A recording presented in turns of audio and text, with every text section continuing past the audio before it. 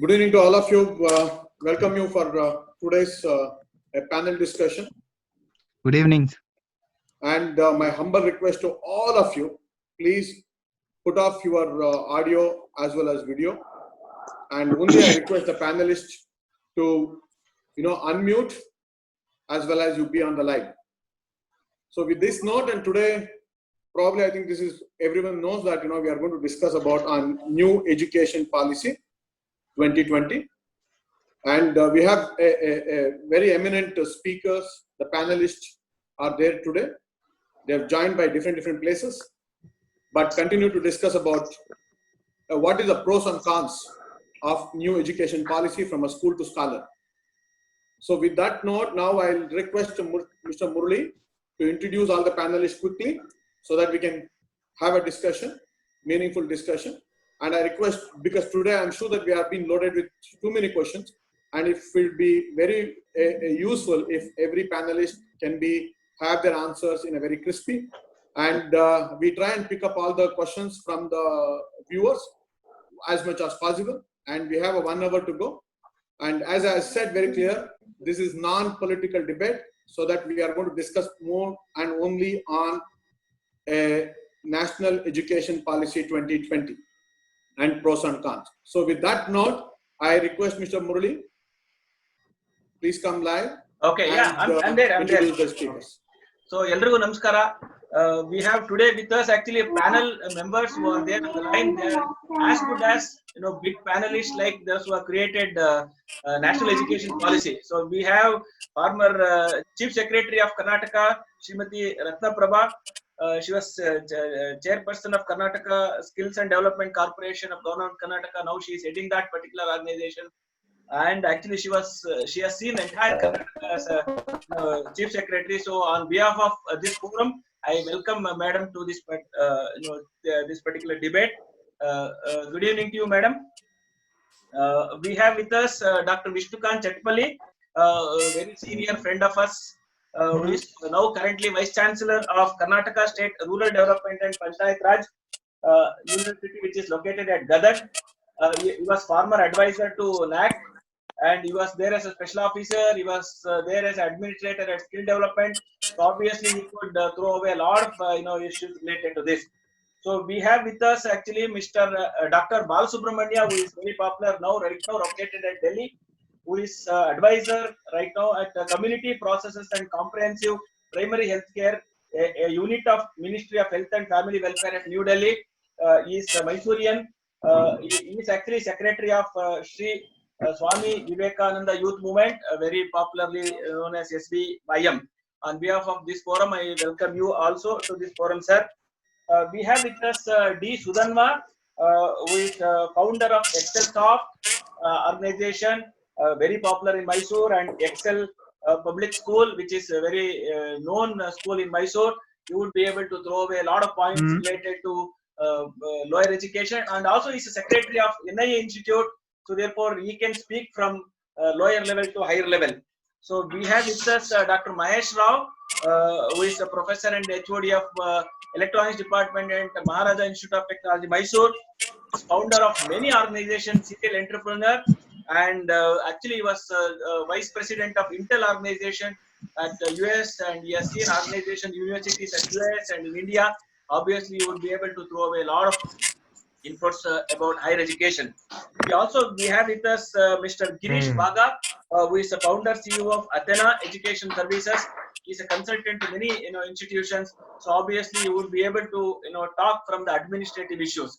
So these are the panelists. As I said in the beginning, these panel members are good enough to come out with a new education policy of a new education policy by themselves. So it's a very great pleasure to have all these members in this forum. I request Mr. Venkatesh to take away and start asking the questions or kind of debate should be initiated from Mr. Venkatesh. Over to Venkatesh. Thank you, Murali, and thank you all of you who are all joined, and all the people who are all joined today. There'll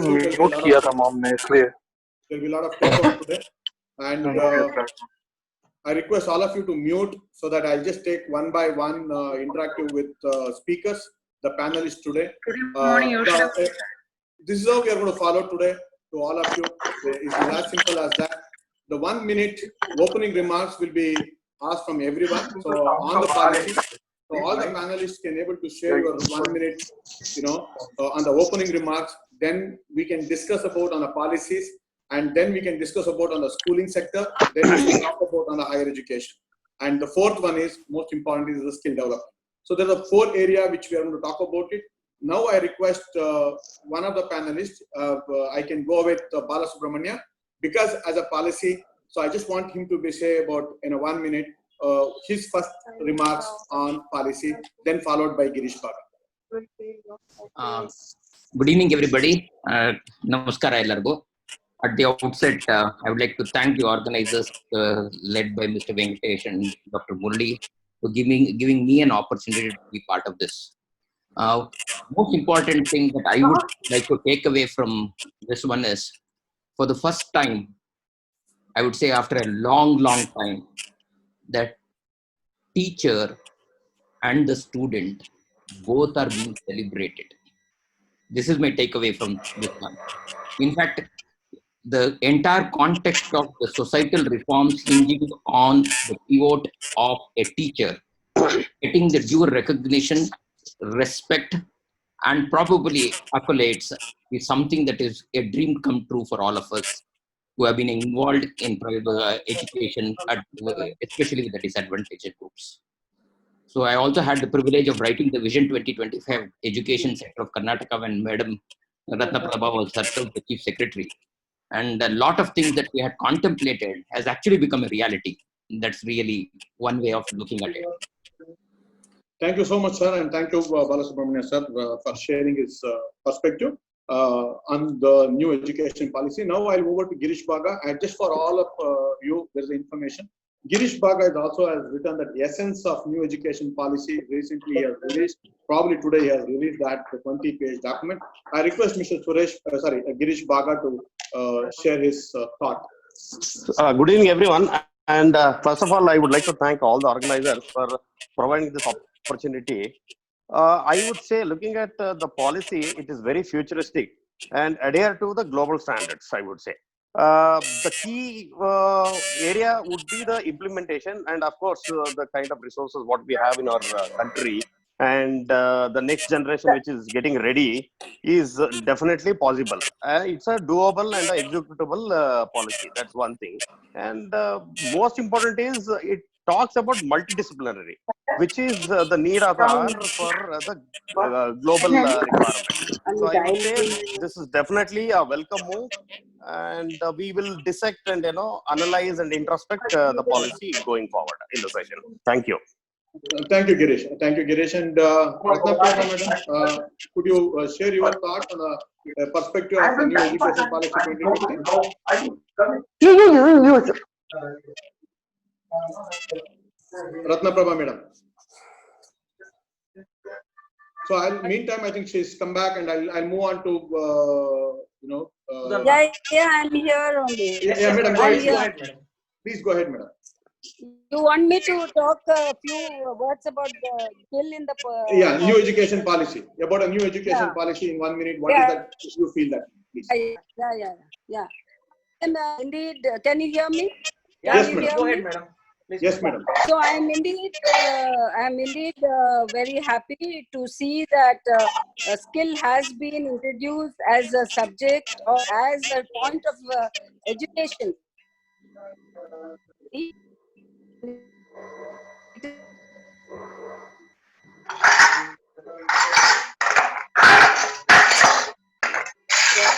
Maybe some. IITN or that was all vocation knowledge, which was more focused on. So the introduction of the very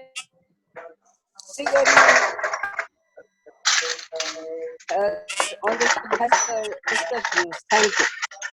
Okay, ma'am. I just, Murli, can you just mute a couple of them so that there is a lot of noise. I'll go to Professor Vishnukant Chetpalli. Your 2020. Murli, could you just mute? Murli, can you mute all of them? Yeah, actually, when I mute everyone, actually it stops even for panelists also. There are 8 panelists. Then I have to go one by one. I request each participant to request each one of you to mute the thing so that we can hear from the Vice Chancellor. Actually, it is very rare to get an opportunity. Namaskara. You mute everybody, Murali. Please, we will unmute. Okay. I'll mute Namaskara. everyone now. ಕೇಳಿಸ್ತಾ ಇದೆಯಾ? Sir, ಹೇಳಿ sir. The 62-page document of the new education policy, which was approved by the cabinet on 29th July 2020, I can summarize in 5-6 points. The first point is the new education policy is aspirational. It is aspirational for all the stakeholders in the education system. Secondly, Please mute everybody. ನಾನು ಅವಕ್ಕೆ ಬಿಟ್ಟಿ ಬಿಸಿ ನೀರು ಬಿಟ್ಟಿ ಕುಳಿಚಿಟ್ ಬಂತು ಕುಳಿ Murali sir, kindly mute everybody. ಎಲ್ಲಾರ್ದು mute ಮಾಡ್ಬಿಡ್ತಾ ಇದೀನಿ. ದಯವಿಟ್ಟು panellist ಅವರವರೇ on ಮಾಡ್ಕೊಳ್ಳಿ ಸರ್, ಪ್ಲೀಸ್. ಸರ್ ವಿಷ್ಣುಕಾಂತ್, ನೀವು ಪ್ಲೀಸ್ ಆನ್ ಮಾಡ್ಕೊಳ್ಳಿ ಸರ್. ಪ್ಲೀಸ್ ಆನ್ ಮಾಡ್ಕೊಳ್ಳಿ sir. I have allowed. Okay, please go ahead sir. ನಾನು ಮೊದಲನೇ ಪಾಯಿಂಟ್ ಹೇಳಿರೋದು, the new education policy is aspirational for the entire stakeholders, number 1. Secondly, the new education policy is comprehensive, starting from the school education to the research and adult education, number 2. Number 3, the new education policy after 34 years, which has been implementing now, Indianized. For the first time, the new education policy is coming in the Indian context. And lastly, the new education policy has synergized the academic and vocational, and more so the skill aspect, so that education will become not only fun and also learning one. And last point is, the new education policy says that it will be light and there will be tight regulation. And we wish to see that this new education policy is implemented in letter and spirit. Thank you. Thank you. Okay. Venkatesh ನೀವು unmute ಮಾಡ್ಕೊಳ್ಬೇಕು. Professor Mahesh Rao, could you share your thoughts? Sir, unmute ಮಾಡ್ಕೊಳ್ಳಿ, Dr. Rao. Okay. Thank you for having me in the panel, and it seems to be a very elite panel. And from my perspective, when I read through the 65-page document and participated in other discussions, what I saw was that this is a very comprehensive policy. And as somebody indicated, about 35 years it took to bring it out to this level. From the, what you call it as the KG level, all the way up to vocational training, to adult education, to every aspect of it has been very well covered. The implementation is going to be the details, and the devil is in the implementation. And we would like to see how the implementation happens. 2022 is the starting line, and we should be all geared towards moving to that. And there will be a lot of changes which I anticipate, and that would be a very interesting time. Thank you. Okay, thank you. Thank you, sir. And now I request D. Sudhanwa. Venkatesh, thank you, and good evening to all the panelists and all the participants. The new education policy, I think, is timely, long overdue, comprehensive, and I'm very optimistic looking at the details of the policy document. As Mahesh Rao said, the devil is always in the details, and how accurately we are able to implement and mirror the policy. But very positive.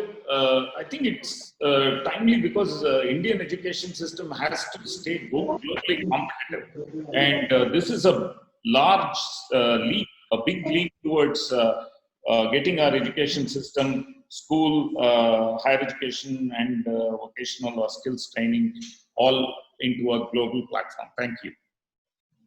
Thank you so much, sir. Thank you so much. Thank you. And now I just open a discussion, and probably anybody who wanted to ask you a question, kindly put it in your chat box. Myself or Dr. Murli will pick up the questions and ask to the relevant panelists. So I'll just go with a first question to Dr. Balasubramania as well as Bhaga. The more important is, what is that, we talked about a lot of takeaway.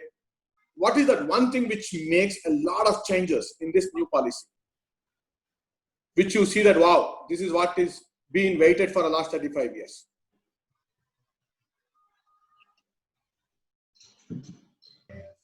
This is to Dr. Balasubramania as well as Bhaga.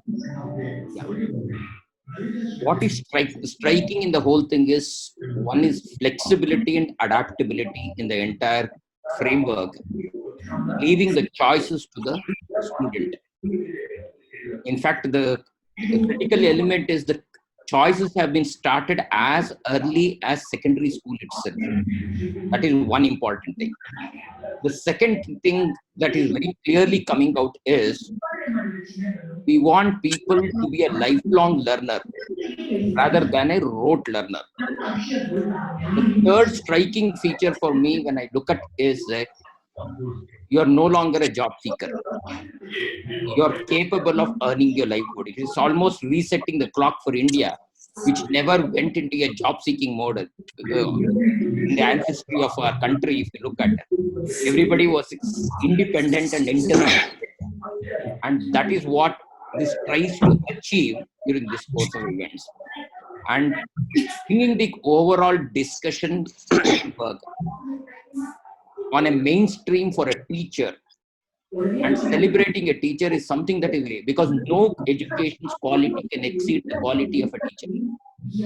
And the emphasis is on motivating the teacher, equipping the teacher, and reasonably regulating the teacher. Nice. And what is Bhaga? What is your perspective? Yeah. So I would say, see, why this education policy is so important and very critical for today's India is, it has taken care of early child care and education. That's most important, because all these years that was a sector which was disorganized across India, and nobody ever noticed about it. But today, the policy talks about the preschooling module, which is so important for all the children. They should be ready for the school. That's one thing. It talks about right from age 3 to higher education. That's most important.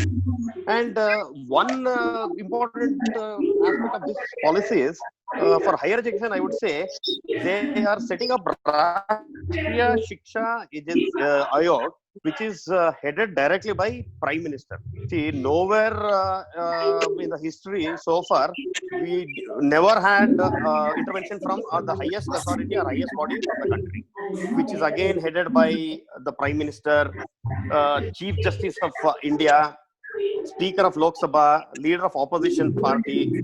That means to say they are taking into consideration every stakeholder, and Union Ministry of Education. Now MHRD will never be will be known as Minister of Education. That's how the policy talks about. So I would say it is comprehensive and very broad based, right from 3 years to higher education, with lot of flexibility and lot of lenience and a lot of flexibility or freedom given to the student. So I would say it is student centric, and I would say it's a learner centric policy. That's a good aspect of it. Yeah. Ratna Prabha Madam, what is your opinion on this? Please unmute and speak, Madam.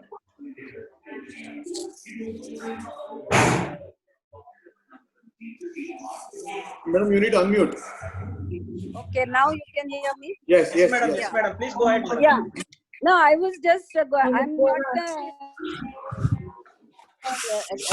attention like most of you, but I was just thinking of some issues like having the regional language as the medium of instruction. So is this regional language, is it possible for urban areas, which was something this doubt has come to my mind, because in rural areas it is fine. Everybody, speaks a particular language, so that mother tongue can be the medium of instruction. But for urban areas where the culture is cosmopolitan, and where students from middle class and upper middle class, the children go to school, the parents are themselves very particular that the children should go to an English medium school. So does this policy come in the way of what is actually happening now? And how the institutions, educational institutions have taken it is a question which probably can be discussed now or later on. Otherwise, I feel from my point of view, I'm very happy because the skill and the vocational training has been introduced. And from the time I've taken charge, I've been writing to Government of Karnataka that we should introduce skill in schools. So I'm very happy that skill has been introduced. But overall picture, I think the policy is very good. But let us again think of the practicality of teaching a child in the mother tongue, because then there will be again a gap between the haves and the have-nots. Madam, at this point in time, they have mentioned one thing very clearly. Can I? We need to allow multilingual. Yeah. At the same time, they said actually younger age they should study. I mean, up to 6th standard they should study at the local language. I mean, preference should be given to local language. When preference is given to local language, then how come the multilingual can exist? Actually, that's what the question from most of the participants actually. No, I would say. Can I interrupt here for a moment? Yeah. No, what happens is up to 5th standard, 3-language formula would continue to stay. Yeah. English would be definitely one of the languages. Yeah. And 2 languages would be the choice of the student. Yeah. And not only multi-language, 3-language formula, the onus is also given on the classical languages also. So that's the most important aspect of this policy, ma'am. Okay, Baka, I'll just come back to you and I'll just move to D. Sudharma. Sir, I would like to respond to what Madam has rightly expressed her apprehension, because these apprehensions are moving around and it is a right way of debate. Madam has rightly asked. The point is, English will not be removed from the schooling. That is number one.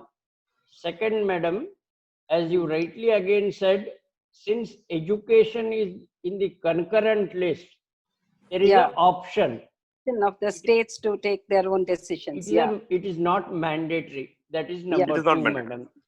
Number 3, globally, all of us, you also know that the student or a child learns better in a mother tongue. Mother tongue, yes. And you are from same place of Andhra Pradesh, and I am also from Andhra Pradesh.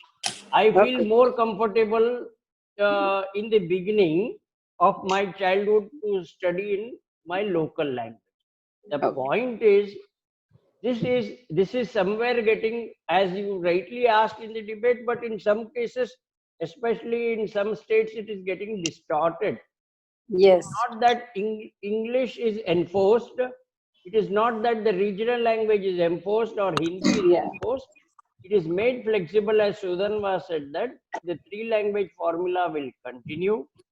And up to 5th standard, it is not that up to the entire education. All of us know that in the beginning, we also have studied in our regional language and our English is not so bad. Yes. Yeah. I will not go in detail of this, but this is a point where the student will learn better in mother tongue rather than English in the early days. And child picks, you know that he'll pick up many languages in that age, and this is taken into consideration in the new education policy. But it is a point of debate because it not gets convinced easily. Yes, sir. It is a point of debate. I'll go to Sudharma, then I'll come back on the next question. Please, to D. Sudharma. Me, Venkatesh? Yes, go ahead, sir. the big shift in the national education policy I see is the migration from rote learning to experiential learning, learning by doing, and also as Balu said earlier, the freedom to choose what you enjoy learning and doing. So the restrictions are being taken away, and the multidisciplinary approach, I think, is what helps us in the new age today. So the big shift for me is the pedagogical aspect, because there is so much of content which has been written about pedagogical, right from the way in which the school education is restructured. It is based on pedagogy. It's not just regrouping based on age group. So that's, for me, that's the biggest takeaway in the entire new education.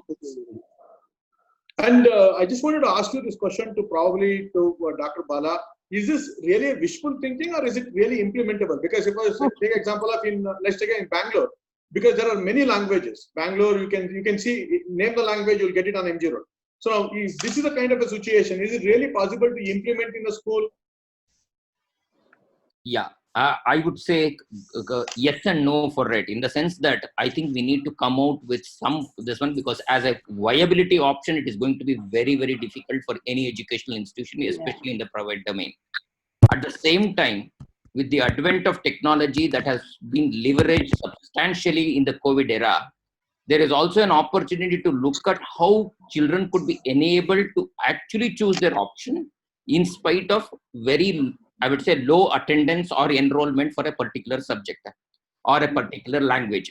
So this is where I would like to bring in the bridge between technological options, cost effectiveness, and allowing the freedom to be exercised by every student and every parent.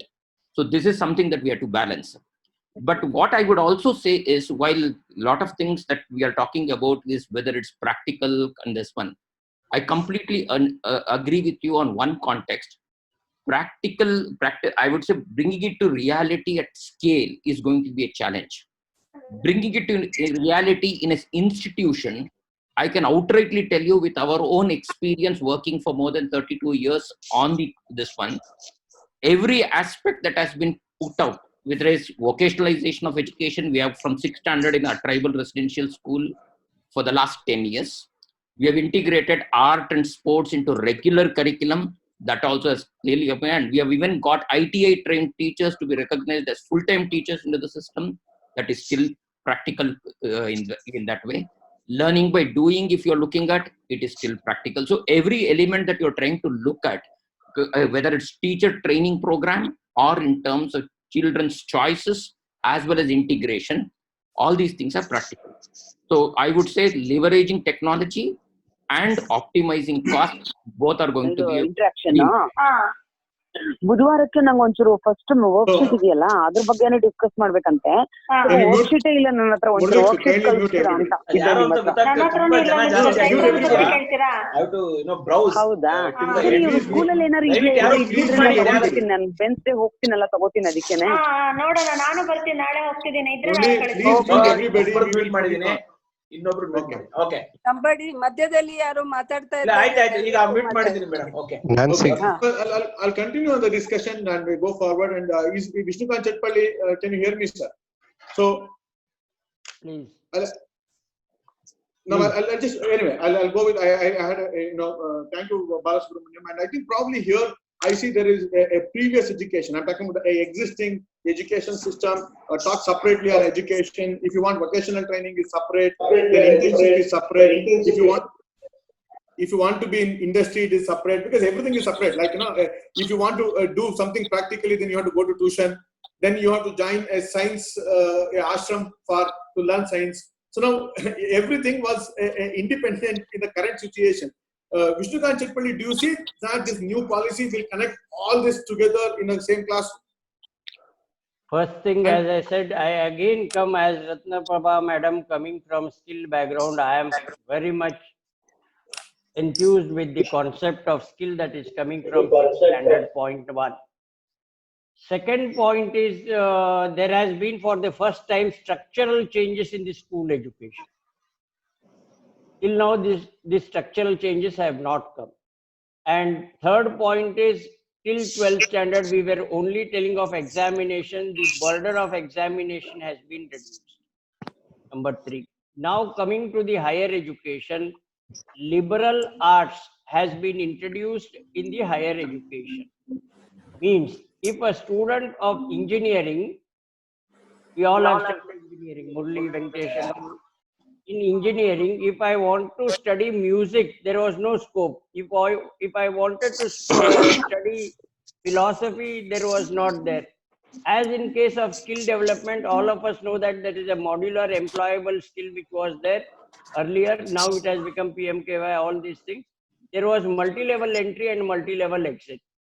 Now in case of higher education, there are 2-3 things which are happening very rapidly. Number 1 is multi-level exit, multi-level entry and multi-level exit. This is one point. Second point is there is multidisciplinary approach in it. Number 2. Number 3, over the period of time, institutions will become autonomous. Number 4, universities are also graded, whether it is a teaching learning institute, whether it is a research institute, or only it is an affiliated system. In this way, there are many points in the higher education also, which is fascinating for student and teacher. Skill development has given equal importance with the regular curricular and extracurricular, both are same. Now academic and vocational has been given equal weightage. In this way, there is no what we can say stepmotherly treatment for vocationalization and skill development.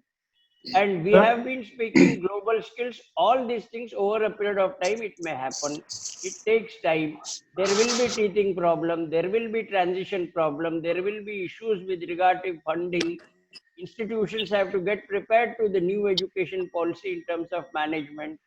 So there will be lot of issues when we have waited for 34 years with the old policy and going on. That doesn't mean that old policy was wrong. In the same policy, all of us have grown, no? True. And the same policy we have also developed.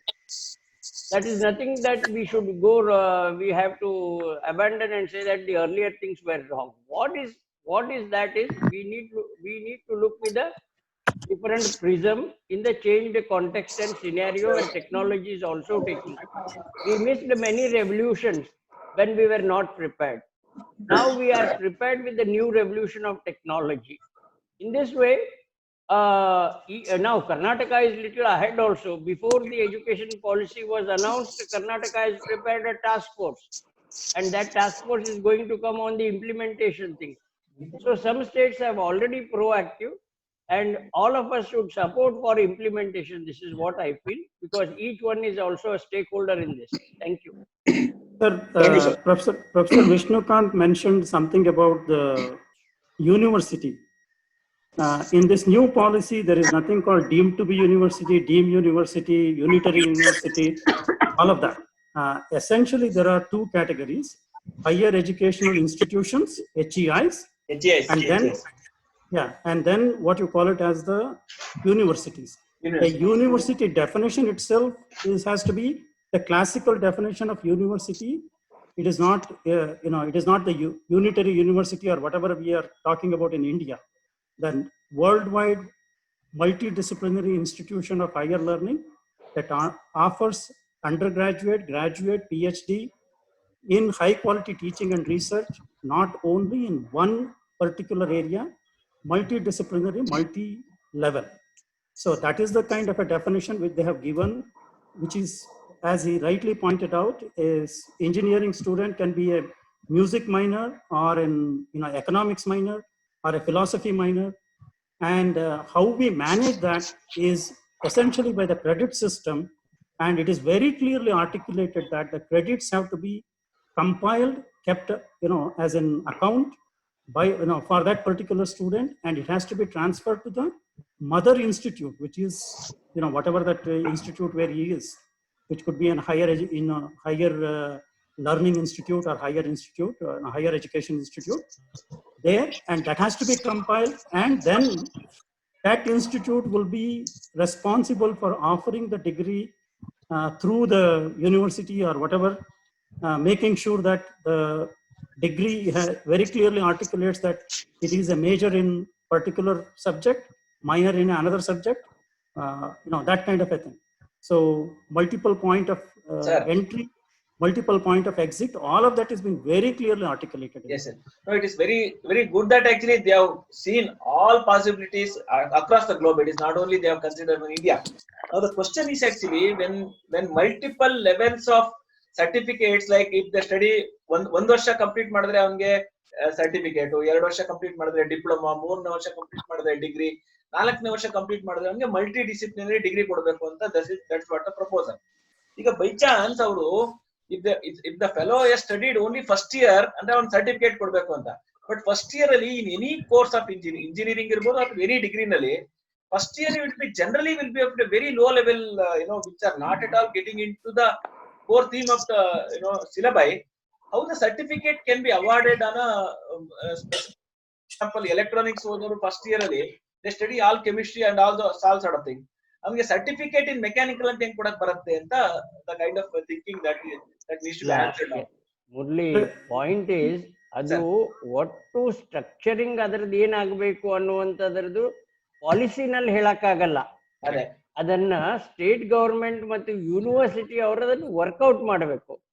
Policy always gives a guideline saying that this system was not there earlier.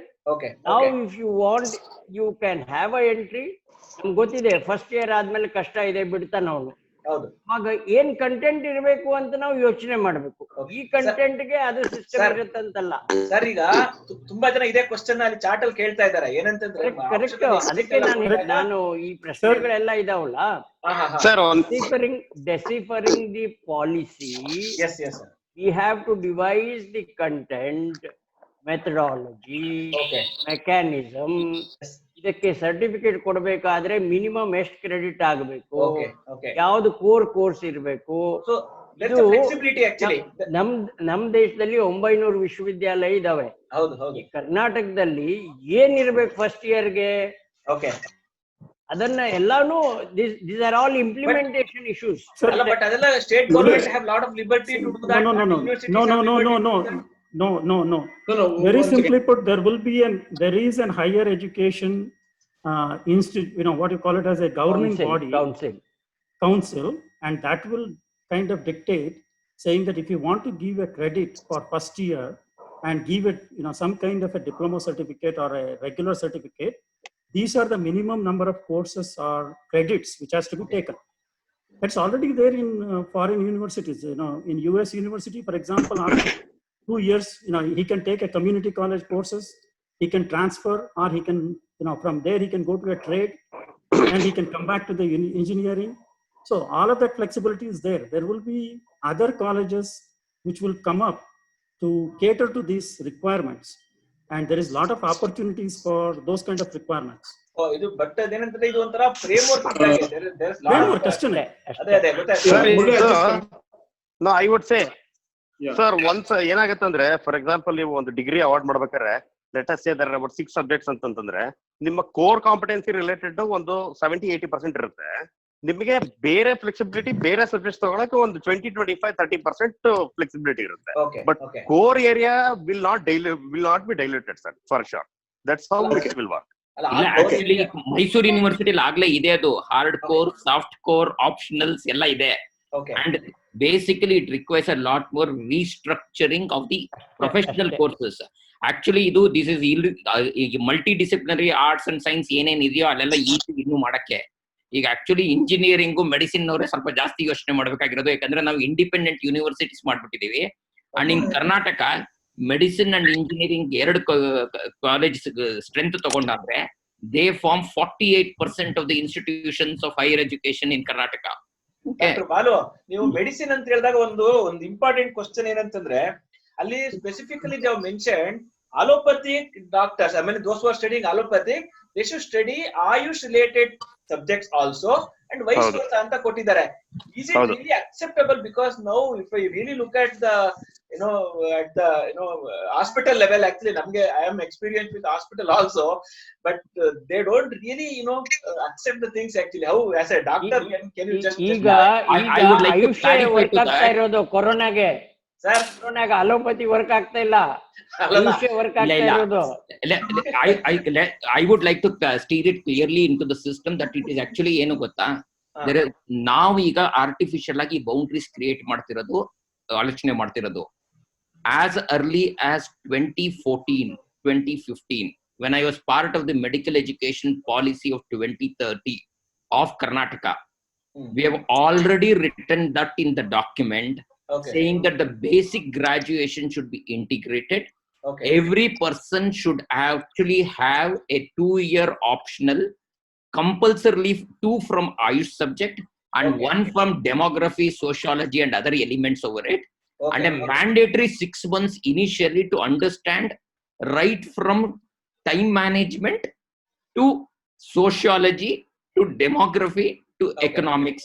ಯಾಕೆಂದ್ರೆ ನನಗೂ ನಿಮ್ಗೂ ಖಂಡಿತ ಗೊತ್ತು, ನಾವೆಲ್ಲ 17 ವರ್ಷಕ್ಕೆ ಇಂಜಿನಿಯರ್ಗೋ ಮೆಡಿಸಿನ್ಗೋ join ಆಗ್ಬಿಡ್ತೀವಿ. ಯಾರ್ಯಾರು ಸಮಾಜದಲ್ಲಿ ಹಂಗು ಹಿಂಗು ಎಲ್ಲಾರನ್ನೂ ಅಕಾಮಡೇಟ್ ಮಾಡ್ಕೊಂಡು ಇದೀವೋ, ಯಾತಕ್ಕಿದೀವಿ ಅಂತಂತಂದ್ರೆ ನಮ್ಮ aptitude ನೈಸರ್ಗಿಕವಾಗಿರೋದ್ರಿಂದ. It did not facilitate. So when I go into medical college, first day I'll sit in front of a dead body and start learning about anatomy, physiology, and never understand the society, and come out immediately and think that I'm a technologist, okay, rather than looking at I'm part of the society where technology is an enabler. Correct. Okay. And our dimensions ಮೊದಲಿಂದಿದೆ. ಇವತ್ತಿಗೂ ಕೂಡ ನಾನು ಈಗ government of India work ಮಾಡ್ತಾ ಇದೀವಿ. Health and wellness centre ಅಂತ ಅಂದ್ಬಿಟ್ಟು ಪ್ರತಿ 5,000 ಜನಸಂಖ್ಯೆಗೆ ಬರ್ತಾ ಇದೆ. We have realized now that the middle level health practitioner, which is actually called a community health officer, can be a nurse or an Ayush officer who delivers 14 different programs right from pregnant mothers to cancer patients for palliative care. ಅದರಲ್ಲಿ integrated ಆಗೇ ಮಾಡಬೇಕು, ಆಯ್ತಾ? So ಹಾಗಾಗಿ patient ಆದವನ್ಗೆ ಯಾರು ಯಾವ therapy ಕೊಟ್ರಿ ಅಂತ ಅವ್ನು ಯೋಚನೆ ಮಾಡಲ್ಲ. ಅವನಿಗೆ ಗುಣ ಆಯ್ತಾ ಇಲ್ವಾ, ಅವನಿಗೆ ಎಟ್ಕೋ ಬೆಲೆನಲ್ಲಿ ಔಷಧೋಪಚಾರ ಸಿಗ್ತಾ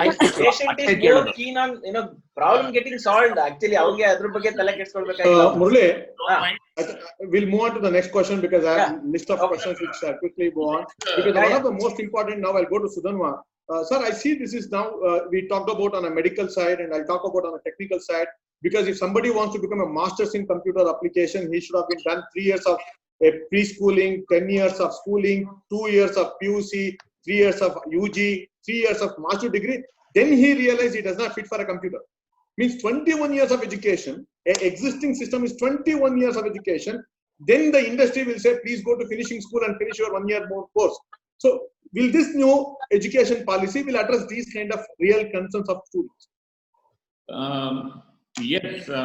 From the schooling. Dr. Balasubramania talked about medical education, and for engineering education, since I'm part of NI now, and there is going to be a NI university also, we have already been given clear guidelines that we cannot continue anymore with unitary branches. We have a civil engineering, mechanical engineering, etc. So the university will have to be multidisciplinary. It has to offer programs like climate change, for instance, or natural resources. So there is a lot of interplay between what today we see as being part of different engineering disciplines. So same will hold good for computer science as well. There is the use of technology, digital content and computers, and somebody recently just now talked about it. So it's going to get integrated. You will not see this linear way of progressing to MCA and then looking out for a job. I think the freedom comes much earlier in one's education journey, which should help us in opening up multiple opportunities as well. So it will be different, and that's what I think the national education policy is all about, moving from rote to experiential learning, moving from unitary kind of subjects to being multidisciplinary as early as in school education, and the same concept continues into higher education as well. Implementation as at scale, as Dr. Balu said, is something we need to worry about, because devil is always in the details. But the intent is very optimistic, and I think. Yeah, thank you, sir. And now I just move on to that. Yeah, please. There are a lot of Please. questions from participants, because there are 200 please ask. participants are there. Can you please take up 1 or 2 questions from and ask Madam to respond? Murli, kindly take that question. But I have one more question to ask you, to all the panelists. Like, are we, is it a new policy or is it a old policy? I just want to understand, because if we were in education, probably we were doing a primary education, then middle school, then, high school. I think this is the kind of education which we have come up, because, now, Sudhanma, what is that your view? And because after the 6th standard right now, they have also introduced the internship program, right? So could you just enlighten more about on a school education bit more? Yeah, I'll look at a few issues. One is focus on languages and focus on mother tongue, so to say, or what we speak at home, or the local language. I think is important, because early childhood language learning is important, and a lot of cognitive skills and cognitive abilities develop in children as they learn a language, and particularly if they are learning multiple languages. From my reading of the policy, while one interpretation could be that the medium of instruction should be local language. I think if we look into the detailed report, you will see that while local language is important, and we are going back to the language policy we had when we went to school, it does not say that the medium of instruction cannot be English. So while it's important to focus on these 3 languages, you still have the option of your medium of instruction being English for the latter part of school education. Point number 1. Point number 2, we've always been more test-driven, exam-driven in terms of teaching, learning practices, and the way the curriculum is designed, and the way our success happens. Right from when we went to school to today, all being driven by exams and scores in exams. So I think it's a very refreshing part in the new education policy that they've I've brought in absolute clarity on how assessment has to happen. Assessment is more than testing. An overall assessment of a child or of an adult is much more than scores in tests and exams. And I think that's a very refreshing thing to have come in the new education. Okay, there is a question related to that actually from Swaroop. He says actually, what about the children who get transferred from other states in between if mother tongue is given importance? So if that is the case, actually how you address, I mean, as Professor Vishnukant said, actually it's a guideline, but however, there should be some kind of thinking about if the candidate student is transferred from one state to other state, how this can be taken up anta kelidare. Again, going to the details, give a detailed reading of the national education policy. Obvious that parents have transferable jobs.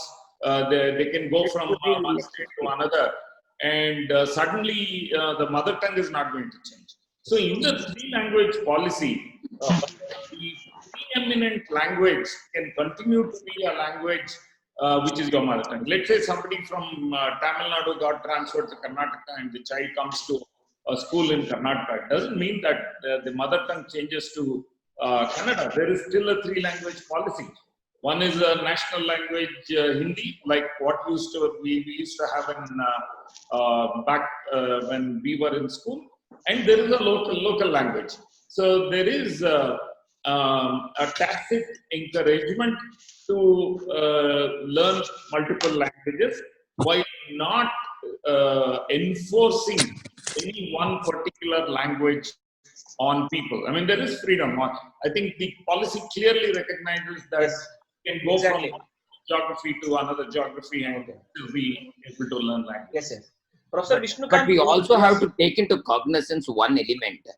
This was not different even now. Yeah. Okay, majority of our children in each of our states study in our local language, and only those what we call the so-called elite who actually moved into English medium very early in their life. That is one factor. But however, we also should understand, even sitting in Delhi, we have a Tamil school, we have a Kannada school, and even in Mysore there is a Tamil school. So let us not forget that there are options that are already existing within the country already. What I would say is the commission has very deftly maneuvered this language issue. That is what I can tell you. They have kept options open. They have kept protection of languages, regional languages still intact. Allowed all the freedom, both for the state, the private player, as well as the student and a parent. So in that way, I would say they have tried to accommodate all stakeholders' intentions and options. Exactly. Sir, Murali Vishnukant, you ನನಗೇನು were selling ವಿಷಯ something. ಏನಿಲ್ಲ, ಅವರಿಬ್ರು ಹೇಳಿದ್ದಾರೆ. ಹೇಳಿ sir. More flexible, and these are matter of implementation details. Yes, These sir. are real questions, and those questions are to be answered into the implementation issues. Okay. Most Yes. of the things ಈಗಾಗಲೇ ಇದೆ, but still the apprehension or the concern ಇದೆ ಅಲ್ಲ, concerns will be addressed ಅಂತ ನನಗೆ ಅನ್ಸುತ್ತೆ. Okay. Ratna Prabha madam also wanted to share. Madam, ಹೇಳಿ madam. Yeah. I would like to slightly differ from the speakers, as I'm an administrator and all of you are educationalists. But since it's an interesting discussion, I would like to share my own inputs. The first one is, as like one of the speakers has mentioned, the medium of instruction in regional languages has always been there. So it is nothing new that this policy has introduced. All states, because this is on a concurrent list, all state governments have only the medium of instruction in their mother tongue. Now the problem which we as bureaucrats are facing is, though we talk of teaching a child in the mother tongue, the people in the villages want their children to learn English. Whether you like it or not, we have to accept this fact, because we hear so many questions being raised in the assembly as to why more than 200 and 250 Kannada medium schools have been closed in Karnataka. And this is a fact. So they always say that for a rich man, his child goes to an English medium school, and you want to thrust the regional language on a poor child. This is what is the discussion from the other side. And when we are talking of this policy, I'm not doubting or, saying anything about all the good things which have happened. But in reality, when we come to the ground, I just want to mention two things. Now you take for example, urban areas where already a lot of English medium schools are established. Already we have CBSE, ICSE, state syllabus, English medium schools. Are we giving an option to the schools to continue the medium of instruction in English and have the regional language as a second language, or a Sanskrit or a Hindi as a third language? Then we are continuing what is already there. There's nothing new in this whole thing. Second thing is, if we come to rural areas, we are finding that many of the poorest of the poor people are working day and night to send the child to a private English medium school. And that is why in Andhra Pradesh, the CM wanted to introduce English medium in the government schools, which had a lot of opposition and gone up to the court. So what we discuss of saying, yeah, it's wonderful to have medium of instruction in the regional language. But in reality, the parents feel that if the child studies in English medium, he or she will have a better future. He or she can compete. He or she can get into a medical college or an engineering college or an IIT, or become a big lawyer or become a big businessman. So this is what, the desire to teach the child English is there in every family, every parent, however poor they are. So it's very nice to say that, regional languages, the child has to learn till the 5th. So the teacher has to, the best solution I see is to have regional language and have another language as English also, starting from the primary school. Just Hence, teach they the have mentioned child. actually a lot of autonomy can be given to institutions. Madam, And Only for an yeah. exam. I don't There's want to. no I need don't for want an I would exam. like to argue. add. I would like to add something more to this, ma'am. It is Yeah. not just about multi languages. It also talks about bilingual education. Starting from sixth, they say that core areas like science and mathematics has to be taught in two subjects, one in Yes. English and one in your mother tongue. Yes, exactly, So exactly. if you look at the ambition of the policy, it is not just about multi-languageism. It is also about bilingual, and also it talks about learning the classical languages of India and different languages of India, and also the foreign languages, which Then is you'll have, yeah, but then there is a great challenge before the government. They have to train a lot of teachers. They yes, have yes, to ma'am. look That at is the definitely a syllabus. challenge. They have Yeah. to look No, at the syllabus. They madam, have to change the Madam, system. yes, Madam, madam. actually, So, Mr. I Praveen think, is also there though- in the audience. Actually, we wrote the Vision 2025 for Government of Karnataka when you were the Chief Secretary.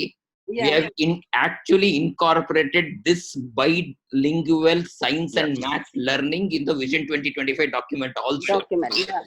Yeah. For, See, actually, Madam, I would like to add only one thing. yeah. I am not arguing. Your argument is valid. Point is, we need to have a little larger debate on mother tongue education. Yeah, that is true. That is that's where I think there is a great debate needed. Yeah. Looking at globally what is being done to child of 1 to 5 Yeah. and what we are doing. And certainly when we draw best practices and lessons Yeah. globally on several issues, Yeah. then on this issue also, what is a global practice? Yeah. How it can be done here? But as you said, there are n number of challenges in the implementation level. Yeah, yeah, Where are the surely. teachers? How it can be done? I have one contribution So to all these issues are there, but I think we should have a full debate on mother Okay, tongue. definitely. I have I'll come back and I'll just go to Bala quickly, and then I'll go to I have only one comment to make on this issue.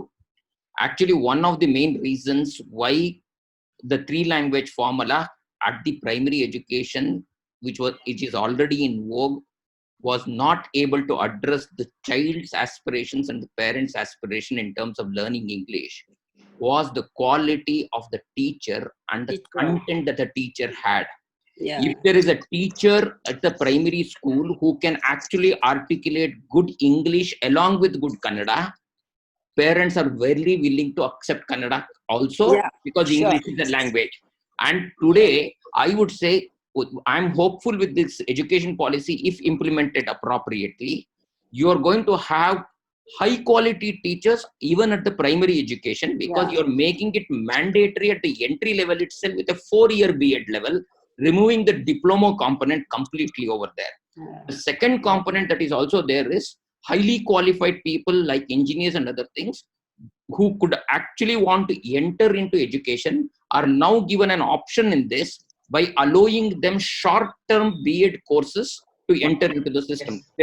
So the diets can offer 6 Even they have months to 1 year mentioned, courses even they have for an mentioned, art teacher, a sports teacher, an engineer to get into this, which would actually provide better quality teachers even at this one.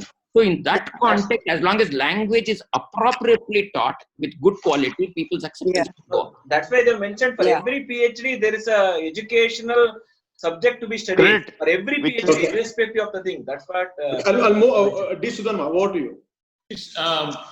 I want to kind of shift focus to one important aspect of national education policy, which is use of technology in learning, use of technology to transform the teaching learning processes, not only at the school education level, but also at the higher education level.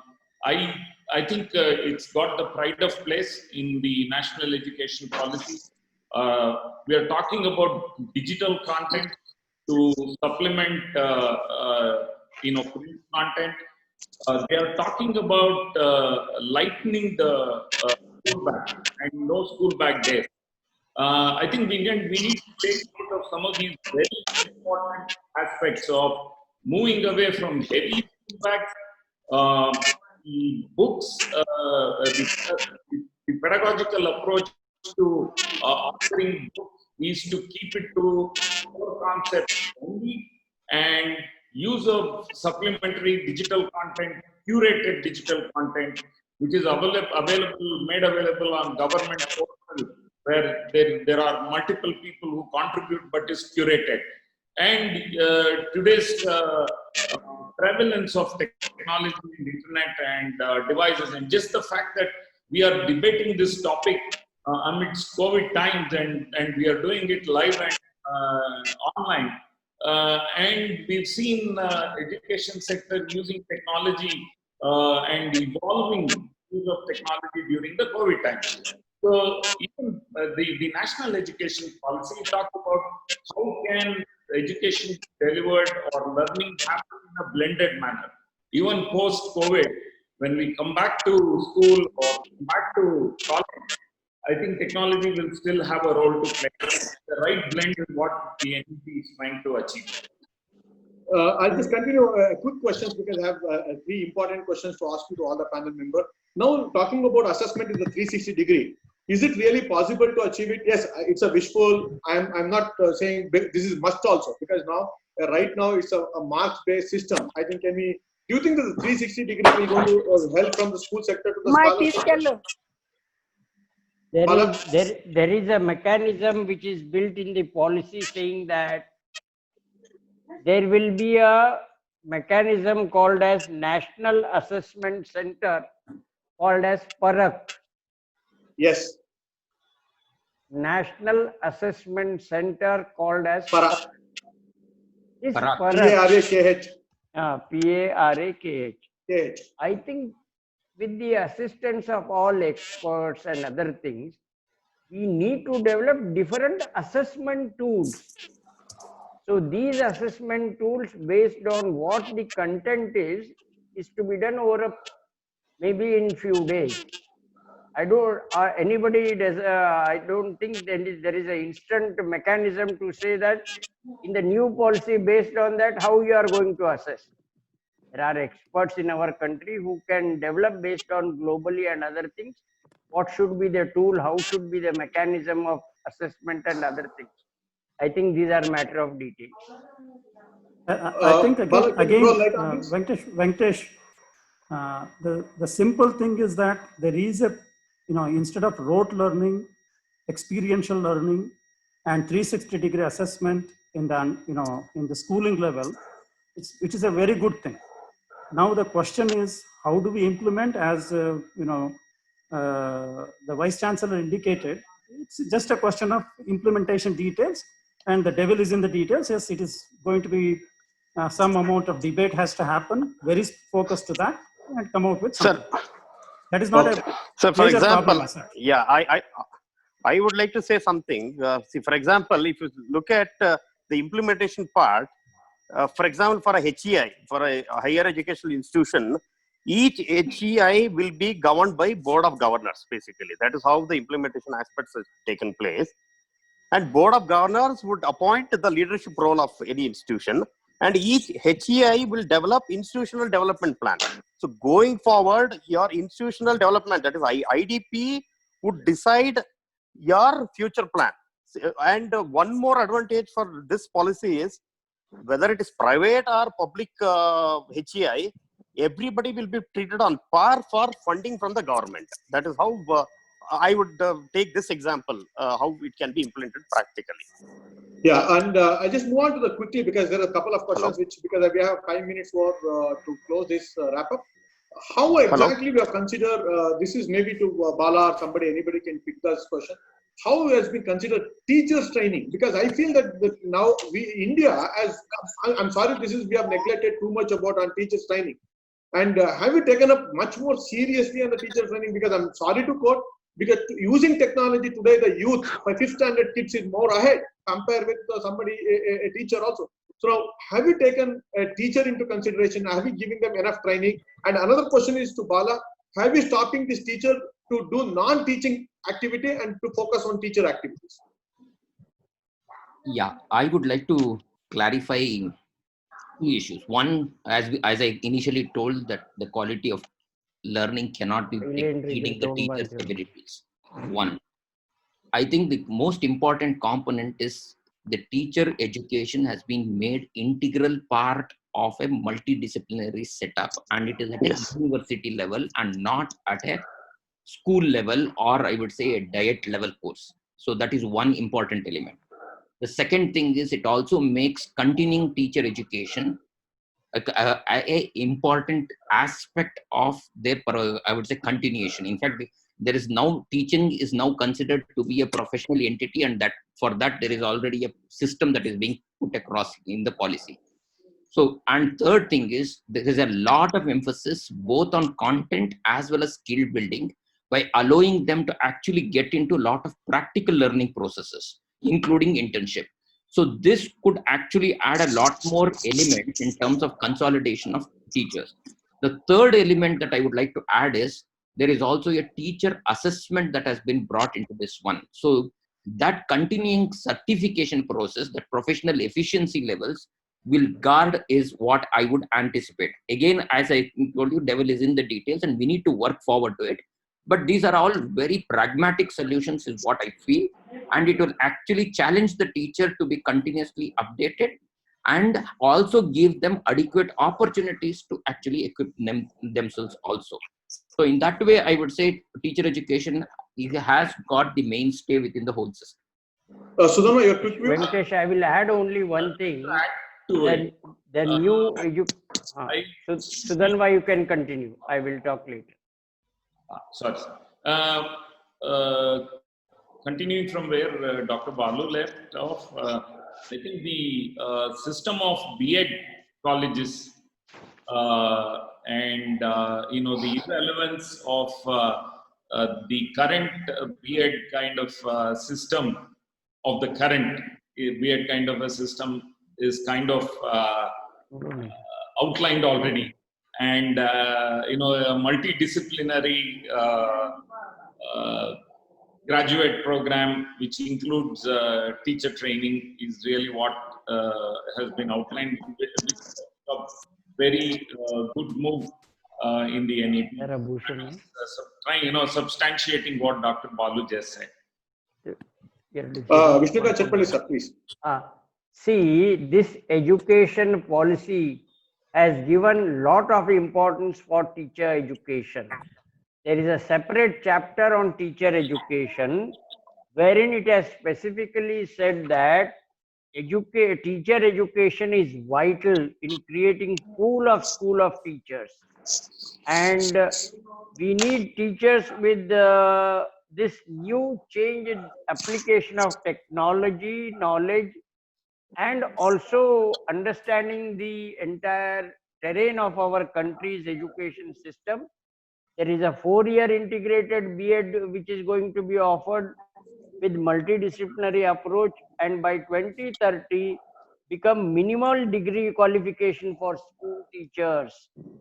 It is not going to happen tomorrow. It is over a period of time. Understood. And there is also an aptitude test for admission into B.Ed. So it is not that everybody can become a there is teacher. one question. Now. There is a question from audience actually. When this NEP getting implemented at the Kelidare sir? 22 to 23. Starting is from 2020 to 23. No, 9th standard element is being started from next year, 21. It will start immediately. 21 in the 9th standard will be the first batch which is going to start in next year. It's a 2021 9th standard batch. Okay. UKG in the current academic year, when they move to first standard, the next academic year, the 3 months of preparatory yes come into play. So it will change for the first grade students, and as Dr. Balu said, also for the 9th grade students. I think now first changes that we will see. Yeah, understood. This is maybe a question again coming back to Bala and Vishnukant Chetpalli. What will going to happen to the independent PU colleges? Because should they integrate back to the backward integration they should go about? Because there will be no right now the 10th standard marks card is no more valid. No, there's a 9th, it is not like that. 12th. It is not like that. Already, this was part of a structural system all over the country. Composite colleges ಅಂತ ಏನ್ ಇದೆ ಅಲ್ಲ ನಮ್ಮಲ್ಲಿ ಅಥವಾ stand alone PU colleges ಇದೆ ಅಲ್ಲ, ಹೌದು. ಅಥವಾ 11th and 12th and separate and PUC colleges ಇದೆ ಅಲ್ಲ, ಇಡೀ ದೇಶದಲ್ಲಿ ಹಂಗಿಲ್ಲ. ಕರ್ನಾಟಕದಲ್ಲಿ ಮಾತ್ರ ಅಥವಾ ಇನ್ ಕೆಲವು ರಾಜ್ಯಗಳಲ್ಲಿ ಆ ಸಿಸ್ಟಮ್ ಇತ್ತು. ಈಗಿನ ಹೊಸ ಪ್ರಕಾರ ಅದು ಯಾವಾಗ್ನಿಂದ ಇಂಪ್ಲಿಮೆಂಟ್ ಆಗತ್ತೆ ಅವಾಗ the new structure will come into implementation. ಅವ್ರೇನ್ ಮಾಡ್ಬೇಕು? ಬಂದ್ ಆಗ್ಬೇಕು ಅಂತಲ್ಲ. ಅವ್ರೇನ್ ಮಾಡ್ಬೇಕು? ಬ್ಯಾಕ್ವರ್ಡ್ ಇಂಟಿಗ್ರೇಷನ್ ಮಾಡ್ಕೋಬೇಕಾ? ಎಲ್ಲಿ ತನಕ ಮಾಡ್ಕೋಬೇಕು backward integration? 9th and 10th. 11, 12. 9th, 10th, 11, 12. Yes. Okay. 9, 10, 11. Thank you. Okay. And last question to everybody, because now there are two immediate questions. Probably I think we are ending up with the time right now. Major is now 23% of the Indian population who are into the school, they are getting into higher education. And the dream of this new policy is to carry 50% to the higher education. Do we have so much of infrastructure? Do we have trainers to do that? That's the one question. And will that 6% of the GDP will go into value add to all this? So this is a summary question to everybody. My only one line which I will end GDP up. to research. My one line I will end up in Yes, all sir, this please. expansion. I will end up. Then others can. I will end up with saying that in all this expansion, technology is the enabler. Yes, exactly. It will take. ಈಗ ನಾವು 4 ತಿಂಗಳಲ್ಲಿ ಕೊರೋನಾದಲ್ಲಿ 20 ವರ್ಷದಿಂದ colleges ನಲ್ಲಿ online ಮಾಡಿ ಪಾಠ ಅಂದ್ರೆ ಯಾರು ಮಾಡ್ಲಿಲ್ಲ. 5 ತಿಂಗಳಲ್ಲಿ ಕಲ್ತು ಯಾರ್ಯಾರು ನಾವು ಆನ್ಲೈನ್ ಪಾಠ ಇದು ವೆಬಿನಾರ್ ಏನೂ ಮಾಡ್ಲಿಲ್ಲ, ಎಲ್ಲ ಮಾಡಿದ್ವಿ. ಈಗ 5 ತಿಂಗಳಲ್ಲಿ ಇಷ್ಟು ಎಕ್ಸ್ಪಾನ್ಷನ್ ಆಗಿದೆ, ಜನಕ್ಕೆ ರೀಚ್ ಆಗಿದೆ. I think mobile has change the revolution. Technology will take a long drive ಅಂತ ಅನ್ಸುತ್ತೆ. My takeaway from this. Thank you. Yeah, thank you, sir. And now I move to Ratnaprabha madam. Ratnaprabha madam, what is your final last word, conclusion remarks? I think she left. She is there. Okay. Now, Dr. Maheshwar, your conclusion. Sir, one of the thing is that this silo-based university concept is not going to work. First and foremost, this technological university, medicine university, all of those concepts are not going to work. It has to be an integrated university, which means whatever the meaning in the worldwide sense, that has to be in India also. This unitary universities, deemed university, that doesn't work. Second part of it is that, for example, application oriented has to be a lot more focused if we have to grow from, whatever the 23% to 50% or 0.69% of research to 5%. 5%. All of that, yes, all of that has to be application oriented. Today, for example, there are so many agricultural universities with very less students. 9% of the universities are agriculture with 1% of the students.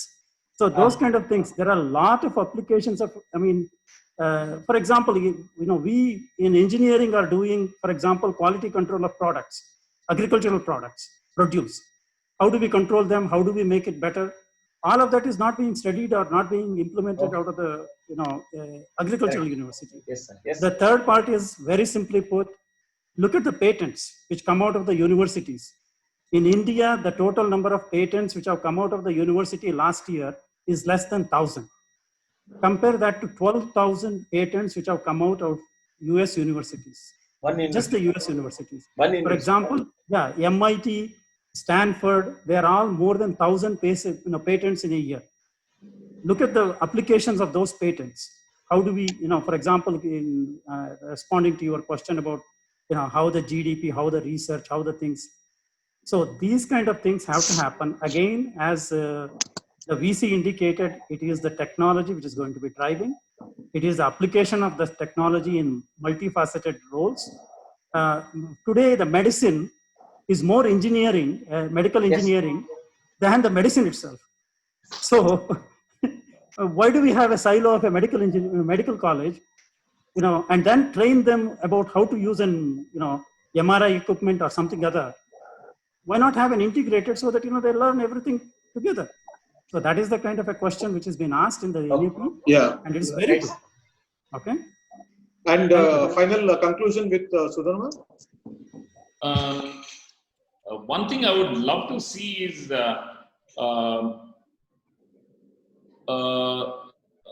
a student's view of the national education policy, a teacher's view of the national education policy. What does it mean to parents of school children? What does it mean to teachers at schools, teachers in the higher education sector? Management also. That view, if we can kind of slice and dice it and create those views, I think it will be very useful. Beautiful. To Bala. Yeah, I would say. Sorry. Yeah. I'll come to Bala finally. Baga. Yeah, really, sir. Sir, your conclusion, Baga. See, basically, since it's a concurrent subject where state governments and union governments both are involved, consensus between the state governments and the national government is very important. And ಈಗಿರೋ structure ನೋಡಿದ್ರೆ ಹೊಸ education policy ತಗೊಂಡ್ರೆ ಈ concurrent subject ಆಗಿರೋದ್ರಿಂದ ಹೆಂಗೆ smooth ಆಗಿ between the union government and state government operate ಆಗಬೇಕು, ಹೆಂಗ್ ರಿವ್ಯೂ ಸಿಸ್ಟಮ್ ಮಾಡಬೇಕು ಅನ್ನೋದನ್ನ ಡೀಟೇಲ್ ಆಗಿ ಮೆನ್ಷನ್ ಮಾಡಿದ್ದಾರೆ. ಸೊ ಹಾಗಾಗಿ I don't see any practical challenges in this policy, but only thing is the intent has to be there from both the state government and the union government. Perfect. ಯಾಕೆ ಹೇಳ್ತಿದೀನಿ ಅಂದ್ರೆ, see for example, if you look at ರಾಷ್ಟ್ರೀಯ ಏನ್ ಹೇಳ್ತಾರೆ, ರಾಷ್ಟ್ರೀಯ ಶಿಕ್ಷಾ ಆಯೋಗ ಅಂತ ಏನ್ ಮಾಡಿದಾರೋ, which itself will be headed by the prime minister. So you can imagine what is the kind of importance given to the policy. Then all union minister of related education ministries ಮತ್ತೆ ministry of education ಅವರು, ಅದಲ್ಲದೆ ರಾಜ್ಯ ಶಿಕ್ಷಾ ಆಯೋಗ ಅಂತ state government ಅಲ್ಲಿ ಮಾಡಿದ್ದಾರೆ to establish the concurrence between both union government and the state government. So review system ಇದೆ and budget ಹೆಂಗ್ ಅಲೋಕೇಟ್ ಮಾಡಬೇಕು ಅಂತಾನು ಯೋಚನೆ ಮಾಡಿದ್ದಾರೆ. So it will happen. I am sure this definitely is executable policy. True. Over to Bala. Yeah, thank you. Actually, my take is that the onus on each one of us who has participated in the debate has scaled up immensely with the policy coming up. Because these are all, I would say, pilot tested by multiple agencies as alternative schools, innovative schools, etc. And now it has become as a common integrated policy where every institution will be molded to that objective.